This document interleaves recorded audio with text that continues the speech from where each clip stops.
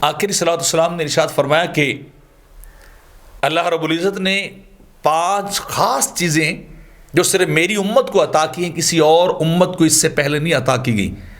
یعنی 5 خصوصیات ایسی ہیں جو صرف سرکار کے نالین شریفین کے توسط سے ان گناہگاروں کو عطا ہوئی ہیں، کسی اور امت کو وہ حصہ نصیب نہیں ہوا. پہلی بات میرے آقا فرماتے ہیں، جب رمضان کی پہلی رات آتی ہے اللہ رب العزت میری امت کو محبت کی نگاہ سے دیکھتا ہے، ان پہ اپنی قدرت کی نگاہ سے، رحمت اور شفقت کی نگاہ سے اپنے بندوں کو دیکھتا ہے.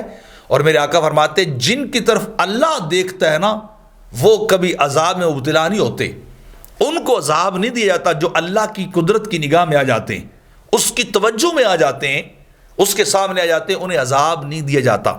اور دوسری بات میرے آقا فرماتے ہیں کہ روزہ دار کے منہ کی بو، وہ بھوک کی طرف، وہ اشتہا سے بہت زیادہ استاتی ہے کھانے کی طرف، وہ اشتہا، وہ بو یا اسے کچھ بھی کہہ لیں، وہ اللہ کو مشک و عنبر سے بھی زیادہ پسند ہے.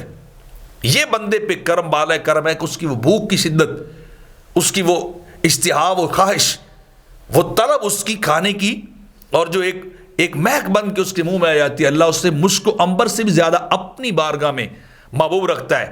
تو یہ وصف، یہ خصوصیت بھی کسی اور امت کو عطا نہیں کی گئی ہے.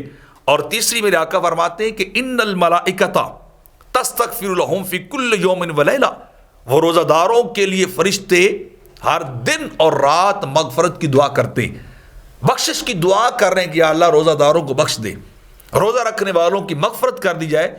کیا ہم جیسے گناہ گار پاپیوں کے لیے معصوم فرشتے اللہ کی بارگاہ میں ہاتھ اٹھا اٹھا کے دعا کرتے ہیں، ہر روز یہ دعا مانگ رہے ہوتے ہیں.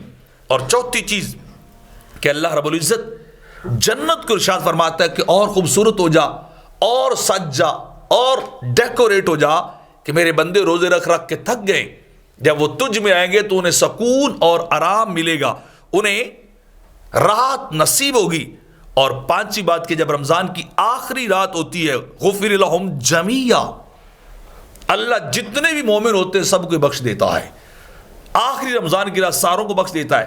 ایک شخص کھڑے ہوئے کہنے لگے حضور یہ لیلۃ القدر کی بات ہو رہی ہے، یہ لیلۃ القدر کی بات ہے یا کہ جو ہے وہ عام طور پر بات ہے؟ تو آقا علیہ الصلوۃ والسلام نے ارشاد فرمایا کہ نہ، یہ لیلۃ القدر کی بات نہیں ہے، یہ رمضان کی آخری رات کی بات ہو رہی ہے. یہ پورے رمضان کے جو ہے وہ خصائص بیان کیے جا رہے ہیں جو مسلمانوں کو عطا کی جاتے ہیں، جو میری امت کو عطا کیے جاتے ہیں.